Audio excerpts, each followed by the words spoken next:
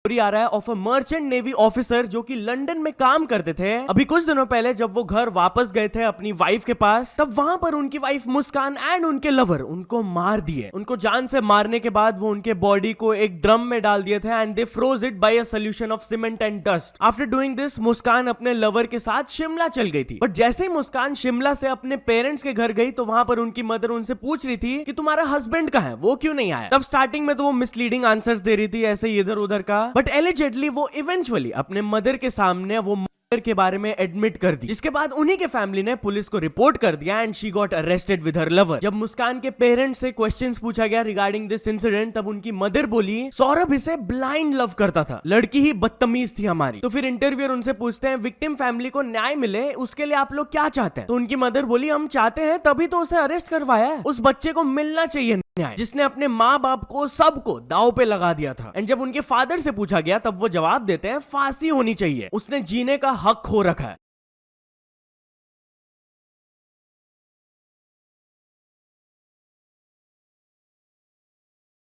Now people couldn't believe कि कैसे एक वाइफ अपने हस्बैंड के साथ ये सब कर दी। लक्ष्य चौधरी भी इस स्टोरी पर अपना रिएक्शन दिए। उन्होंने ये कहा, भाई मैंने जब से ये सब देखा ना ट्विटर, मेरा दिमाग खराब हो गया। भाई इस बंदे को मैं अपने घर का बच्चा संभाल लेना दूं, भाई मैंने कहा ले जाएगा, चुरा लेगा इसको। ब्रो उसका हस्बैंड मर्चेंट नेवी में, वो उसके साथ चीट कर रही है। भाई मैं इस चीज पे बात नहीं करना चाहता, तो मैं बहुत इनसेंसिटिव लगूंगा, ठीक है, आपके जज्बात जुड़ रहे होंगे, मतलब है ही ऐसा सीन। बट मतलब मैं इन जनरल बात करना चाहता हूं कि जब आप किसी को चीट कर रहे हो, अपने पार्टनर को, बॉयफ्रेंड को, हस्बैंड को, तो आपका स्टैंडर्ड हाई जाता है ना। आप किसी हाई वाले के साथ चीट करते हो ना, कि आप मेंटल सपोर्ट ढूंढ रहे थे, आप फिजिकल सपोर्ट ढूंढ रहे थे, इमोशनल सपोर्ट ढूंढ रहे थे। मैं इस बहन के साथ क्या ढूंढ रही थी।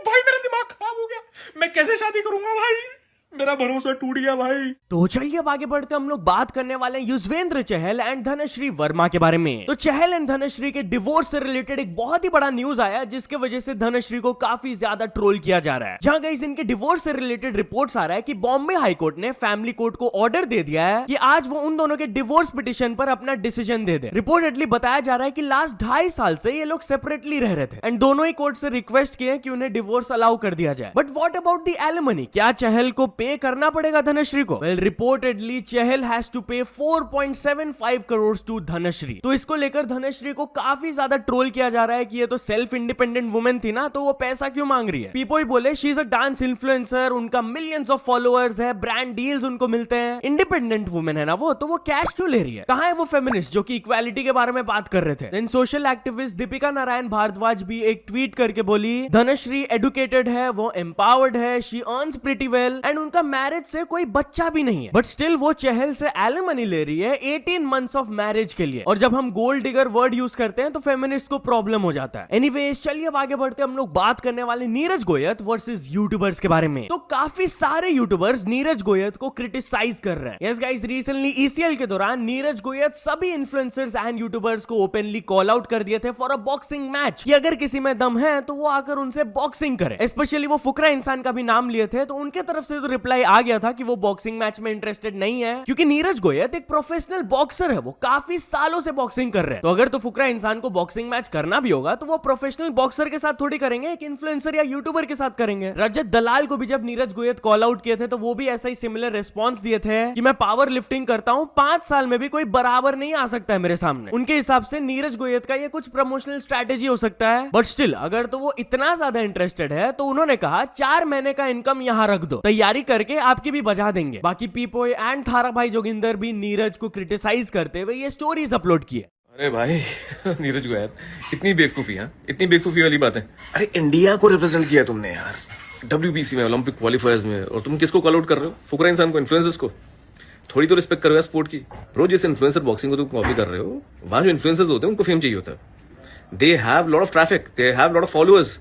तो उनको पता है उतना तेरा 4 महीने की कमाई का है, तो तू 4 महीने छोड़ दे, तू ले अपने 6 महीने के, तेरे को दूंगा मैं 6 महीने तैयारी का टाइम, और 6 महीने जो तेरी कमाई हो अपना फोन करके कुलदीप का तेरे नंबर है, आज तेरे कुलदीप ने जाना दिया है, उसको फोन करके तेरी कमाई बता दिए, और 6 महीने पाछा करते हैं फाइट। तो चलिए अब आगे बढ़ते हम लोग बात करने वाले रघुराम एंड एक्टर अजीत के बारे में। तो रघुराम एक्टर अजीत से रिलेटेड एक शॉकिंग चीज रिवील करके बताया। करंटली रघुराम एक साउथ मूवी में काम कर रहे हैं विद एक्टर अजीत जिसका नाम है गुड बैड अभी। अब रघुराम को साउथ इंडस्ट्री के बारे में उतना नॉलेज नहीं था, वो कभी काम नहीं किया है, तो उनका जो नॉर्मल आदत है वो अपने कलीग्स को उनके नाम से पुकारते हैं। तो जब वो अजीत से मिले तब वो उनको उनके नाम से पुकारने लगे, जिसके बाद आसपास के सारे क्रू एकदम साइलेंट हो गए एंड लेटर लेटर उनको इन्फॉर्म किया गया कि नाम से बोलना is considered disrespectful. In fact director and assistant director भी आकर उन्हें बोले थे ये चीज। तो इवेंचुअली रघु ने डिसाइड किया था कि वो रजीत को सर करके रेफर करेंगे ताकि वो आसपास के लोगों के सेंटिमेंट्स को हर्ट ना करे। तो चलिए अब आगे बढ़ते हम लोग बात करने वाले हैं ग्रॉक एआई के बारे में। तो क्या इंडियन गवर्नमेंट ग्रॉक एआई के खिलाफ कुछ एक्शन लेने वाली है? वेल गाइस, रिसेंट टाइम्स में अगर आप ट्विटर में एक्टिव हो तो ग्रॉक लिटरली हर जगह छाया हुआ है। सब उनसे बात कर रहे हैं, सब क्वेश्चन पूछ रहे हैं एंड ग्रॉक एकदम ब्लंटली सारे क्वेश्चंस का जवाब देता है, स्पेशली व्हेन इट्स पॉलिटिकल। लेकिन शायद से ये चीज इंडियन गवर्नमेंट को अच्छा नहीं लग रहा है, क्योंकि एक रिपोर्ट आया बाय सीएनबीसी टीवी 18 जहां पर वो क्लेम किए कि एक सोर्स ने उन्हें बताया कि सेंटर ने एक्स से कांटेक्ट किया है showing their concerns with Grok's responses. Government explanation मांग रहे हैं ट्विटर प्लेटफॉर्म से कि ग्रॉक जो ये आंसर्स दे रहा है ये डेटा उनको कहां से मिला है, ये चैटबॉट को ट्रेन कैसे किया गया है। बट चलिए अब आगे बढ़ते हम लोग बात करने वाले एस्ट्रोनॉट सुनीता विलियम्स के बारे में। तो finally Sunita Williams and first match होगा केकेआर वर्सेस आरसीबी के बीच में। अब स्टार स्पोर्ट्स ये मैच के लिए एक पोस्टर रिलीज किए जहां पर आप लोग देख सकते हो कोलकाता वर्सेस बेंगलुरु लिखा हुआ है, बट पोस्टर में एक जगह शाहरुख खान को डाला गया है एंड एक जगह विराट कोहली। तो आरसीबी के जो कंटेंट क्रिएशन टीम में है दानिश, वो इस पर रिएक्ट करते हुए एक ट्वीट किए, wow I didn't know Shahrukh Khan pledge cricket. Anyways चलिए अब आगे बढ़ते हम लोग बात करने वाले WWE रेसलर रैंडी ऑर्टन के बारे में।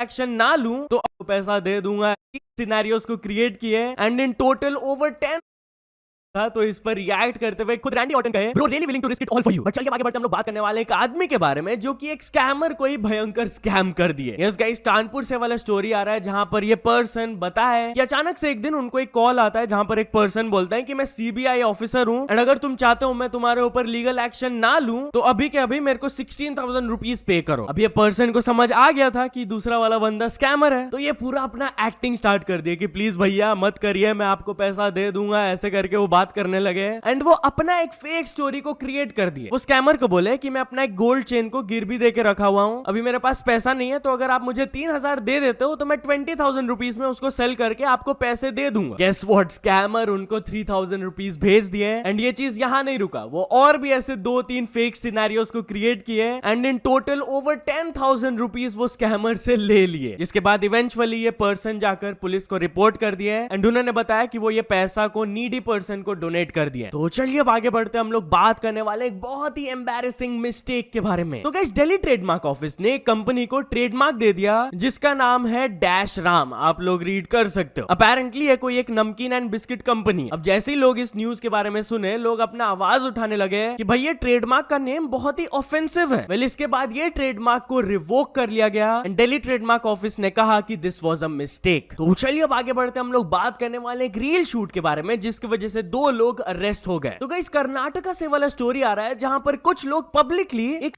रील को शूट कर रहे थे by using fake blood. Literally इस सीन में एक पर्सन दूसरे पर्सन को जान से मार रहे होते हैं एंड वो रील शूट कर रहे होते हैं, बट आसपास के लोग इसको टेक्नो गेमर्स ने पैनिक टाइप सिचुएशन क्रिएट हो गया था जिसके वजह से उन्हें अरेस्ट कर लिया गया। सो या तो चलिए अब कुछ अचीवमेंट्स के बारे में बात करते हैं। तो first of all learn AI with Ritika ने कंप्लीट कर चुकी है 100K subscribers and Techno Gamerz ने कंप्लीट कर चुके हैं 45 million subscribers and finally RST Wood को मिल चुका उनका silver play button. So many congratulations to all of them. तो चलिए अब एक इंटरनेशनल स्टोरी के बारे में बात करते हैं। हम लोग बात करने वाले मिस्टर बीस्ट के बारे में। तो मिस्टर बीस्ट अपने कुछ क्रेजी अपकमिंग वीडियोस के बारे में बताया। यस, कल वो ट्वीट किए कि फर्स्ट वीडियो जो उनका करंटली शूट हो रहा है वहां पर वो एक पायलट को $2.5 मिलियन का प्राइवेट जेट दे दिए हैं एंड अगर तो वो पायलट 100 डेज तक वो जेट में रह जाते हैं तो ही gets to keep it. Secondly, वो एक कॉप एंड एक क्रिमिनल को जेल में डाल दिए फॉर 100 डेज एंड अगर तो वो रह जाते हैं पूरा टाइम तो उनको $500,000 मिलेगा। एंड थर्डली, वो एक पर्सन को जिम में रख दिए हैं जब तक कि वो 100 पाउंड्स ना लूज कर ले फॉर $500,000। तो चलो दोस्तों, आज के वीडियो के लिए बस इतना ही। अगर आपको ये वीडियो थोड़ा सा भी पसंद आया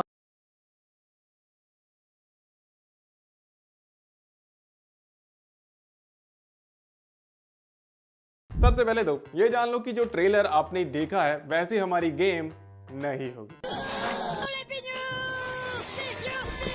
अरे पहले पूरी बात तो सुनो। वो इसलिए क्योंकि जो ट्रेलर आपने देखा है उसमें जो गेम की क्वालिटी है वो काफी ज्यादा हाई है और आप लोगों की डिमांड होती है कि गेम में ऐसी बनाऊं जो मोबाइल में भी चल सके।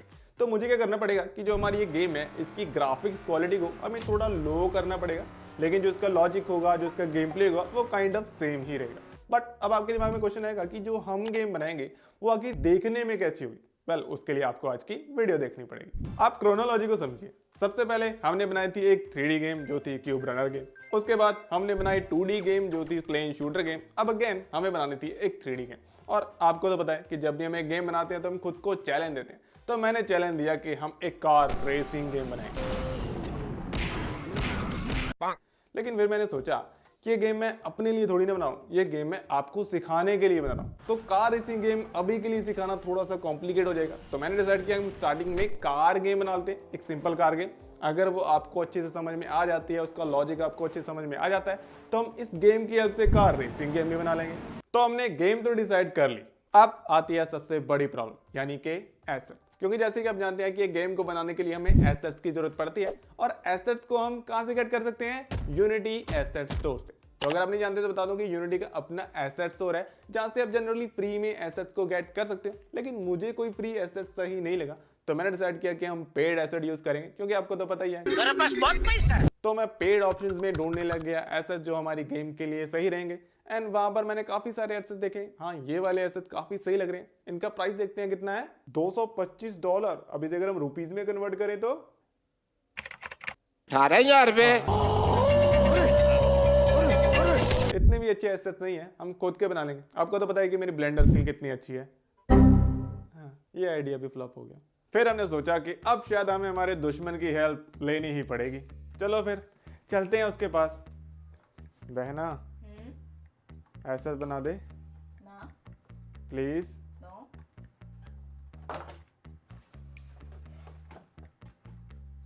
ओह, तो ये प्रॉब्लम भी सॉल्व होगी, वो भी सिर्फ 250 रुपये में। वेमेंस वीमेंस क्या है इसमें? तो मेरे सिस्टर ने एसेट्स को बनाना शुरू किया, एंड उसकी हेल्प से हमने हमारी गेम को बनाना शुरू कर दिया। तो सबसे पहले हमने क्रिएट किया कार कंट्रोलर, एंड उसकी हेल्प से हमने हमारी कार को मूवमेंट प्रोवाइड की। उसके बाद हमने इन्फिनिट रोड क्रिएट किया, जिसके ऊपर हमारी कार चलती जाएगी। एंड देन उसके बाद हमने ट्रैफिक सिस्टम को क्रिएट किया, एंड उसके बाद यूआई एलिमेंट्स को ऐड किया, एंड उसके ऊपर लगाया थोड़ा सा पार्टिकल इफेक्ट्स का तड़का, एंड वोला, हमारी गेम रेडी हो गई। एंड इस गेम के मैंने मल्टीपल वर्जन बनाए थे, जिनमें से सबसे पहले हमने ये वाला वर्जन बनाया, देन हमने ये वाला वर्जन बनाया, उसके बाद हमने ये वाला वर्जन बनाया, एंड फाइनली ये वाला वर्जन तो आप ट्रेलर में देख चुके हो, जिसे मैंने स्पेशली सिर्फ ट्रेलर के लिए ही बनाया था। अब क्वेश्चन आता है कि इनमें से कौन सा वर्जन है जो हम आपसे बनाएंगे? वो होगा ये वाला वर्जन। और इस गेम को मैंने मोबाइल में भी टेस्ट किया, एंड वहां पर भी ये गेम अच्छे से काम कर रही है, यानी कि इस गेम को हम मोबाइल में भी बिल्ड कर पाएंगे। अगर हम बात करें एसेट्स के बारे में, तो एसेट्स जो हमने हमारी गेम को बनाने के लिए यूज किए हैं, वो एसेट्स आपको फ्री में हमारी वेबसाइट पे देखने को मिल जाएंगे। आप एसेट्स को इस गेम को बनाने के लिए या किसी भी और गेम को बनाने के लिए यूज कर सकते हो, आपको मेरी तरफ से कोई इशू नहीं आएगा। अब हम बात करते हैं ट्यूटोरियल्स के बारे में कि हमारे ट्यूटोरियल्स कब आए। देखो, 1 और 2 वीडियोस बस और बाकी हैं, उसके बाद हमारे ट्यूटोरियल्स आने शुरू हो जाएंगे।